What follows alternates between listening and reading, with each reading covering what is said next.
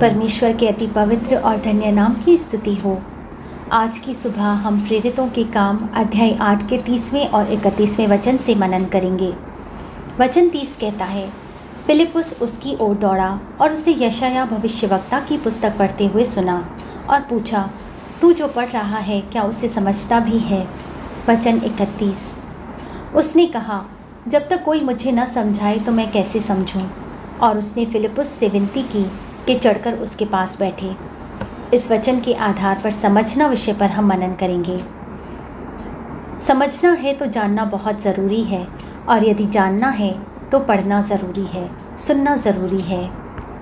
यहाँ इस वचन में हम देखते हैं कि कूश देश का एक व्यक्ति जो कूशियों की रानी कंदाके का मंत्री या खोजा था, यरूशलेम में आराधना करने के बाद लौटते समय अपने रथ में बैठकर यशायाह की पुस्तक पढ़ रहा था।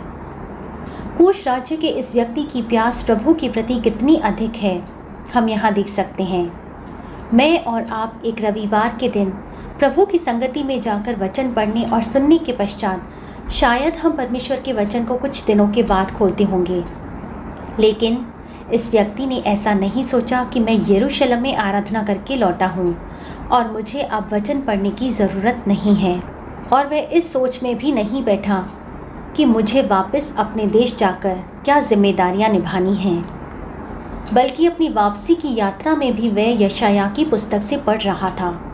जब वो इस किताब को पढ़ रहा था तो ना तो उसे समझ आ रही थी और ना ही कोई व्यक्ति उसके पास था जो उसे समझा सकता था।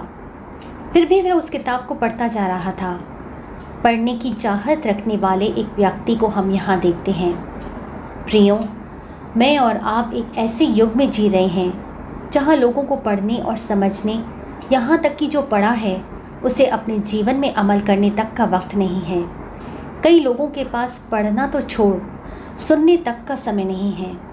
जो वो सुनते हैं उसे ना समझकर ये सोचते हैं कि उन्हें सब कुछ मालूम है। वास्तव में वर्तमान पीढ़ी में समझने बूझने की शक्ति समाप्त होती जा रही है और उनकी ऐसी सोच हो गई है कि जो वो करते हैं वो सब सही है, वो सब अच्छा है। उन्हें सिर्फ सराहना बटोरने की ही ज़रूरत है। अपनी गलतियों को वे नहीं सुधारना चाहते और ना ही दूसरों के द्वारा बताई गई उनकी गलतियों में सुधार को ग्रहण करना चाहते हैं। सच को तो वो पहनना ही नहीं चाहते। इस वचन के आधार पर यदि हम इस कूशी व्यक्ति के विषय में अध्ययन करें तो पता चलता है कि समझने की क्षमता पढ़ने से, समझने से, खोजने से, ग्रहण करने से और जीवन में लागू करने से आती है। इस व्यक्ति ने अपने रथ पर फिलिपुस को ज़बरदस्ती बिठाया है। इससे हमें ये पता चलता है कि उस व्यक्ति के जीवन में, उसके हृदय में समझने की चाहत कितनी गहरी है। इस कारण ही यात्रा के दौरान वो व्यक्ति उद्धार प्राप्त करता बपतिस्मा लेता है। यीशु का शिष्य बनना है तो वास्तव में मसीह यीशु का जन्म, जीवन, मृत्यु, दफन, पुनर्जीवन और यहाँ तक कि स्वर्ग में उठाए जाने वाली हर बात को खोजें। ये फिलिपुस के द्वारा हमने समझा है।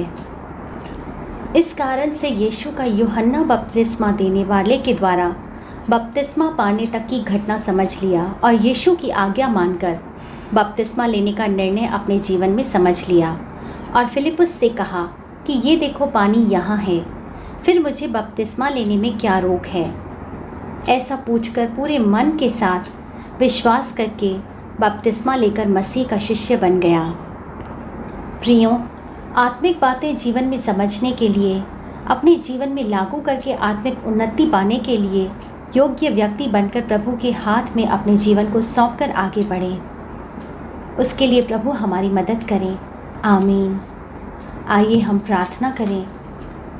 हे पिता परमेश्वर, हम आपके पवित्र वचन को न सिर्फ पढ़ने वाले बने, बल्कि उसे समझने और अपने जीवन के प्रत्येक क्षेत्र में उसे लागू कर अपनाने वाले बने।